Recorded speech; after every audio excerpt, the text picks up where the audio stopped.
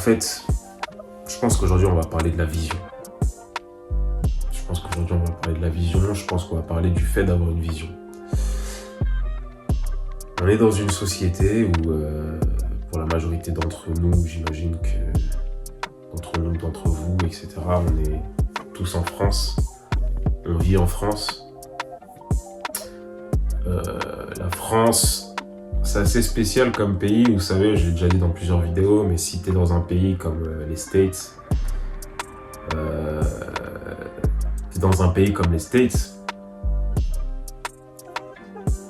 là-bas, la motivation fait partie limite de la culture, tu vois. C'est-à-dire que le fait de s'entre-motiver, de se motiver entre nous, de s'encourager, de se donner de la good vibe simplement, est beaucoup plus naturel là-bas, tu vois. Et comme je disais dans cette vidéo, du coup, le fait d'être pour devenir, ça veut dire qu'il faut en réalité avoir une vision. Ça veut dire qu'il faut en réalité savoir ce que tu veux et avoir cette vision de ce que tu veux et pouvoir l'amener dans le moment présent, tu vois, et pouvoir incarner cette chose que tu veux être ou cette chose que tu veux obtenir. Ou du moins cette chose, ou du moins incarner la personne qui a cette chose que tu veux. Donc tu ne l'as pas encore, mais tu es la personne qui a. Réussir à incarner ça, et c'est ça en réalité avoir une vision. C'est-à-dire, lorsque tu penses à ton objectif, peu importe l'objectif, mais lorsque tu penses à ton objectif, t'es dans une dynamique, t'es dans une optique où t'arrives à ressentir ce que ça te ferait, comment est-ce que tu te sentirais si tu avais déjà obtenu cette chose-là, en fait. Tu vois. Et si tu as une vraie vision, moi, par exemple, pour prendre mon exemple, lorsque j'essaie de prendre du poids, la principale métrique que je jugeais, sachant que j'étais très fin et que j'étais très sec, je m'en foutais de rester sec parce que je savais que pour que je devienne grave, il fallait vraiment que j'y aille, tu vois. Donc je me dis, je m'en fous en réalité de rester sec, donc la meilleure métrique que je puisse prendre en compte, c'était à ce moment-là, pour prendre du poids, le poids que je faisais sur ma balance, tu vois. Parce que je peux pas passer de super sec à gros lard. Forcément, je vais le voir venir, donc je peux prendre en compte juste mon poids sur la balance, tu vois. Et donc je me disais, ça c'est ma métrique. Donc les chiffres, donc c'est une métrique très simple à contrôler. Et je me disais, vas-y, là je pèse 60 kg, j'ai envie d'en peser, objectif 70 kg par exemple. En réalité, je suis pas passé dans les 70, mais lorsque j'ai passé la barre des 70 kg, je me suis dit, je me sentais déjà mieux. Mais en réalité, j'avais plutôt comme objectif déjà les 80. Bref. Je me suis dit, bon, la métrique que je peux contrôler là, quelle est la vision que je veux avoir du coup? Parce que j'avais du mal à imaginer mon physique, avoir un physique extrêmement musclé, etc. J'étais très fin. Et puis tu sais, lorsque tu es extrêmement fin, tu peux pas réellement voir la longueur de tes insertions, etc. Tu peux pas... Tu sais, la mentalité que tu as peut t'aider ou au contraire te mettre des freins en réalité dans ton imagination, tu vois. Parce qu'en réalité, lorsqu'on veut atteindre un objectif, le seul frein qu'on a, c'est ta capacité à imaginer cet objectif. Donc pour revenir à moi, ce que j'ai fait, c'est que j'ai imaginé 80 kg sur la balance. J'avais une image mentale où je pesais 80 kg sur la balance. Tu vois. Donc tous les matins et à divers moments de la journée, et lorsque j'avais du mal à manger ce que je devais manger, l'entraînement n'a jamais été dur parce que j'étais vraiment dans une mentalité où j'avais développé un kiff pour la douleur. J'en avais également parlé dans une vidéo passée. Et donc, par défaut, si tu veux prendre du muscle, tu vas souffrir physiquement. Tu vas avoir mal, les courbatures au début, ça va pas te plaire, mais moi, ça va pas te plaire. Mais au début, moi, c'était un truc où les courbatures, je les kiffais parce que je sais que par défaut, si j'ai des courbatures, ça veut dire que, bon, c'est pas forcément directement lié, mais ça veut dire que mon muscle, il est blessé, mon muscle, il est endommagé et qu'il y a un potentiel de croissance musculaire. Donc littéralement, lorsque les gens ils sont là à se plaindre, ah j'ai mal au corps, ils sont là à se plaindre toute la journée de leur courbature, je me dis mon gars, là ça veut dire que là, si tu manges bien et que tu dors bien, ton muscle il va grossir. Donc t'as littéralement du muscle qui dort en fait, tu vois, t'as du muscle à prendre. Et donc toi tu t'en plains. Donc moi j'étais vraiment, je me réjouissais à chaque fois que j'avais des courbatures et au contraire, je n'avais pas encore énormément de science, mais je savais juste que courbature égale potentiel de prise potentiel muscle, tu vois, potentiel hypertrophie. Donc si tu as tout ce qui va avec, les nutriments et tout ce qui va avec, tu as des muscles à prendre en plus, tu vois. Donc forcément, lorsque j'allais à l'entraînement, j'étais dans une optique, je me défonce la gueule. Moi, ce que je veux, c'est que le lendemain, je puisse plus bouger. Et là, je suis content. Là, je suis refait parce que je sais que là, je suis en train de progresser, tu vois. Et donc, je me suis mis à imaginer ces 80 kilos sur la balance. Je m'imaginais ça et je me disais, c'est incroyable, tu vois. C'est incroyable. Imagine, là, je pèse 80 kilos, c'est une dinguerie. Et tu as une émotion qui est liée à cette vision, tu vois. Donc, tu as une vision qui est nette et précise. Et je sais que les 80 kilos, ça sera du muscle parce que je m'entraîne comme un chien et que je mange correctement et que je dors correctement. Je sais que si je pèse 80 kilos, je pèserai pas 80 kilos en tant que gros lard. Je sais que ça sera 80 kilos de muscle, majoritairement. Parce que je sais que je suis skinny, que je suis très sec et que je peux pas devenir un gros lard avec la façon dont je m'entraîne, tu vois. Et que je maîtrise déjà les différentes métriques et je maîtrise tous les différents piliers donc de l'entraînement, etc. Je m'entraîne correctement, je mange correctement, je sais que je peux pas devenir un gros lard, donc je sais que ces 80 kilos là que j'ai en tête, je sais qu'en les atteignant, je sais pas encore à quoi mon physique va ressembler, mais je sais que je veux prendre du poids, je sais que je vais devenir plus balèze, je sais que je vais devenir plus musclé, donc j'avais une émotion qui était liée à ces 80 kilos là, tu vois. Et puis c'est fantastique, et puis donc tu commences à développer cette vision. Tu l'aimes plus que la réalité et donc tu vas plus croire en cette vision que en la réalité. Donc quand je me pèse le matin et que je pèse 60 kg, quand je me pesais et que je pesais 60 kg, tu vois, j'étais quand même déjà assez grand, tu vois. Je faisais plus d'1m80. Quand je me levais le matin et que je pesais 60 kg, je me foutais en réalité du nombre qu'il y avait sur la balance parce que ce que j'avais dans la tête, ma vision était plus forte émotionnellement que ce que je voyais avec mes yeux sur la balance. Tu vois.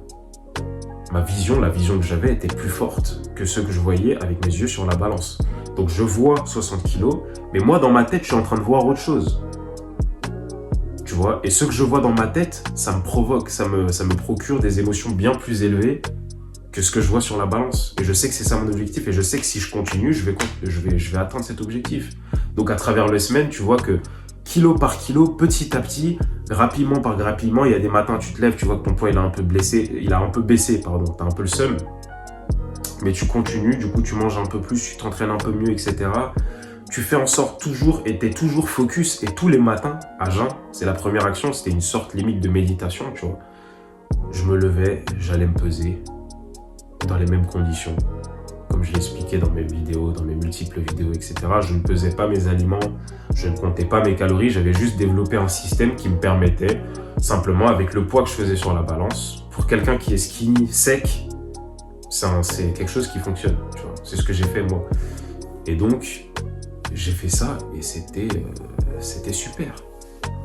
C'était super. Et donc, tu développes un kiff et donc ta vision devient plus réelle que la réalité que tu es en train de vivre maintenant. Tu vois. Donc tu es plus attaché à cette vision, à ton objectif, qu'en la réalité. Et donc forcément là, tu peux pas être découragé parce que c'est comme si ton objectif, tu le vivais déjà en fait. Donc quand moi, toi tu voyais 60 kilos sur la balance, si tu venais de peser avec moi en même temps, t'allais voir les 60 kilos, mais moi je voyais déjà mes 80 kilos sur la balance. Tellement ma vision était claire et tellement j'avais développé un attachement et un kiff sur cette vision. Et en faisant ça, frérot, ça fait que sans t'en rendre compte, en continuant, en appliquant les principes, tu te retrouves petit à petit, kilo après kilo, parce que, encore une fois, les chiffres, ça ne trompe pas. Tu vois, tu peux voir le rendu, donc si t'es un gros lard, mais que tu pèses 80 kilos, c'est pas intéressant. Pour quelqu'un qui part de 60 kilos, t'as pas envie de prendre que du gras, donc t'as le visuel pour contrôler ce que tu fais, tu contrôles ta réalité, tu vois que là, voilà. Mais sachant que j'étais très sec, je pouvais pas devenir un gros lard, c'était impossible. Mon métabolisme, jusqu'à présent, il tourne beaucoup trop vite. Tu vois, donc pour devenir un gros lard, il faut vraiment que je fasse zéro sport et que je mange vraiment que de la merde, et pas nécessairement que de la merde, mais si même que de la merde, tu vois, et vraiment en quantité astronomique, tu vois, pour que vraiment je prenne que du gras et que je prenne du poids à travers le gras, tu vois. C'est ce qu'il faudrait que je fasse si je voulais prendre du gras. Donc je savais que c'était impossible parce que je galérais déjà énormément à prendre du muscle. Donc je sais que c'était impossible pour moi de prendre du gras, tout simplement.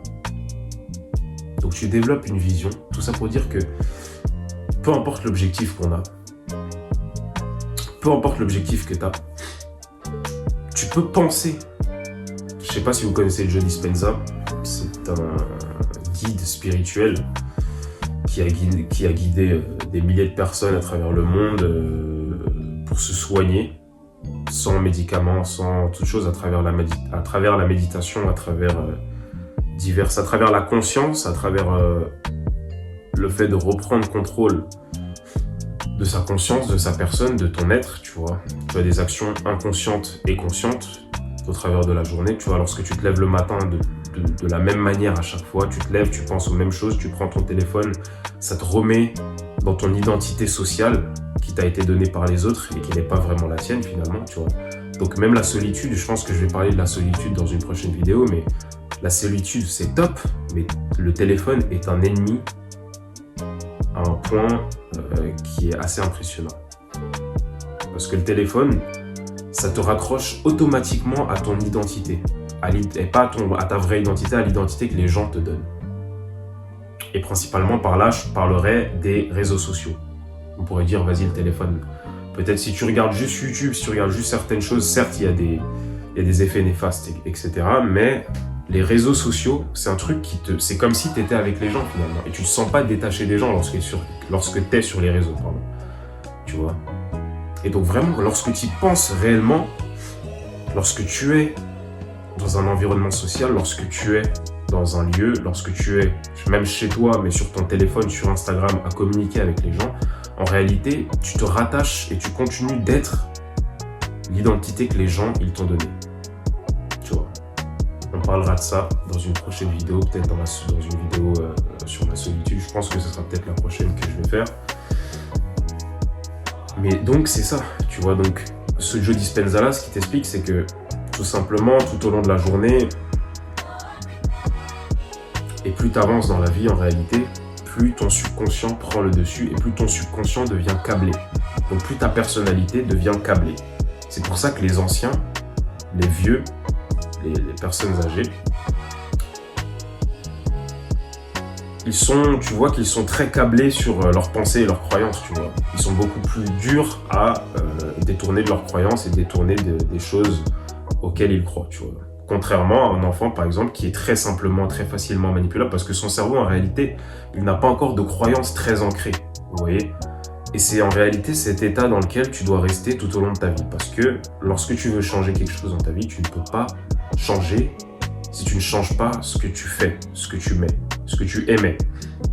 Tu vois, ce que tu mets dans le monde, si tu ne le changes pas, tu ne peux pas en tirer autre chose de différent, en fait. Tu vois, donc tu ne peux pas changer ta situation, tu ne peux pas devenir quelqu'un d'autre en faisant les mêmes actions. Tu as peut-être déjà entendu ça quelque part, mais si tu n'arrives toujours pas à changer dans ta vie, si tu n'arrives toujours pas à avancer vers ton objectif, en réalité, c'est que tu n'as pas encore vraiment compris ce point-là. Tu ne peux pas acquérir quelque chose de nouveau en produisant la même chose. Et quand je dis produire la même chose, c'est en effectuant les mêmes actions. Et tu peux parfois te juger par rapport aux résultats que tu vas recevoir du monde extérieur. Tu vois. Et c'est en réalité la fin à laquelle il ne faut pas mordre, en fait. Parce que tu vois, parfois,